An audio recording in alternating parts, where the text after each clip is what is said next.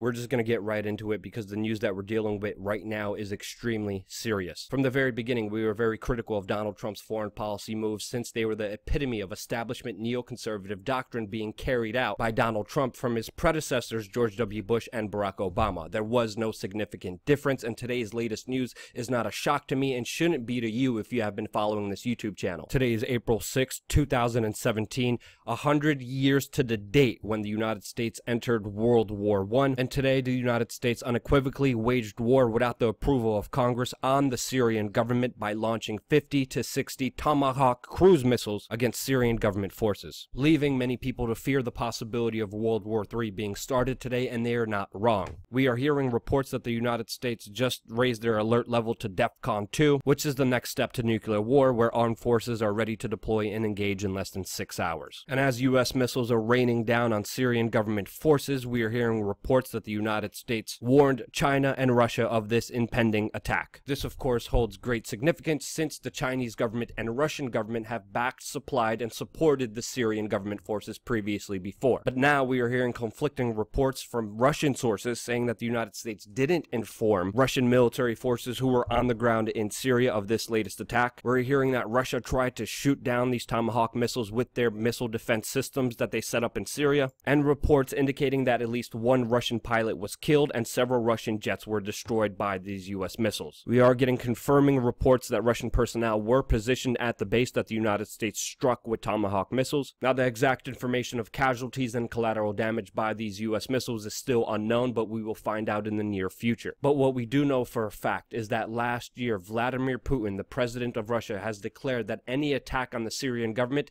is an attack on Russia. Russia did their best to prevent this attack, threatening Donald Trump with negative consequences if he decided to strike Syria, and he has done so, and we are waiting on the reply from the Russian government to see the obvious escalation of this global conflict. The United States is not backing down, as Secretary of State Tillerson has said that it was Russia's fault and responsibility for the United States actions. And as a similar event unfolded just a few weeks ago when the Israeli government came in and bombed pro-government Syrian forces, the Syrian government struck back and shot down Israeli warplanes, leading Russia to intervene and make a very clear statement telling Israel to back down or face a wider conflict with the Russian government. The Israelis have backed down after Russia issued its statement, but now today's latest actions again make the current situation in Syria and the potential for a global conflict more disastrous than it has ever been before. We have told you before, Trump's actions inside of Syria with trying to establish a safe zone, a no-fly zone, him creating a quagmire between the Turks and the Kurds, Donald Trump also aligning with Saudi Arabia while making Iran the enemy, while bombing Yemen, was a major break from his campaign promise and would eventually lead to this disastrous situation that the United States is involved in now. Now, Donald Trump's justification for this latest military strike on the Syrian government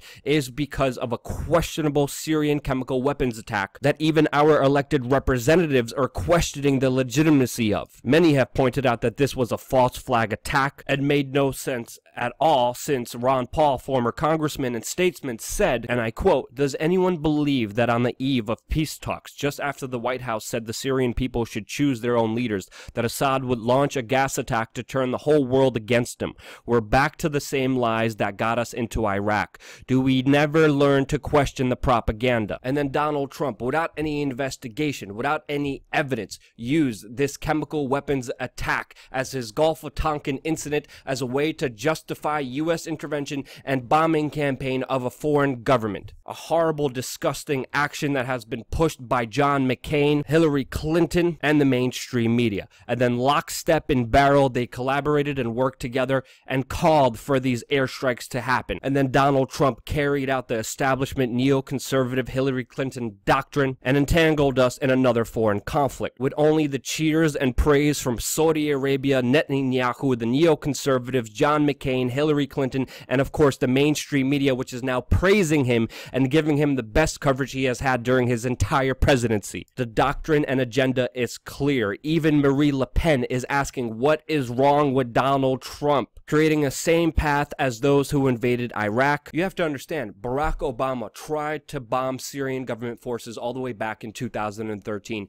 and only because of a critical independent media, which we don't have now. But in 2013, it was the alternative media, it was the protesters, it was people in the streets who stopped President Barack Obama from doing what Donald Trump has just carried out himself. Donald Trump even tweeted in 2013, quote, "What will we get for bombing Syria besides more debt and a possible long-term conflict? Obama needs congressional approval." He said on a separate incident, again, "To our very foolish leader, do not attack Syria. If you do, many very bad things will happen, and from that fight, the U.S. gets nothing." He even warned of the possibilities of World War III if the United States carried out Barack Obama's policy, which he just committed to. So even Donald Trump deep down knows his latest actions could spark an entire global conflict, could spark World War III, and he's still committed to it.